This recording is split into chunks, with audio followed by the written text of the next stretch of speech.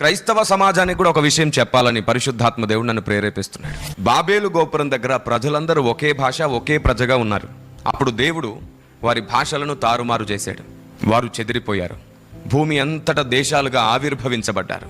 అయితే ఇక్కడ ఒక పాయింట్ మనం మిస్ అవుతున్నాం. ఏమిటంటే, దేవుడే చెదరగొట్టినప్పుడు దేవుడు విడిచిపెట్టడు ప్రజలను. నేను విడువను ఎడబాయనని మాట ఇచ్చిన దేవుడు బాబేలు గోపురం దగ్గర నుండి ఎన్ని గుంపులుగా వారు విడిపోయారో ఆయన కూడా అన్ని ప్రతిరూపాలుగా వారితో పాటు వెళ్ళాడు.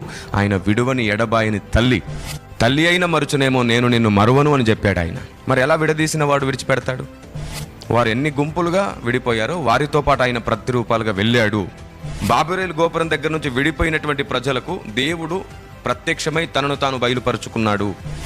అందుకే చెబుతున్నాను, సత్యదేవుని గుర్తులు ప్రపంచ దిగంతములలో ఉన్నాయి. ఆయన గుణగణాలు ఎక్కడా మారలేదు.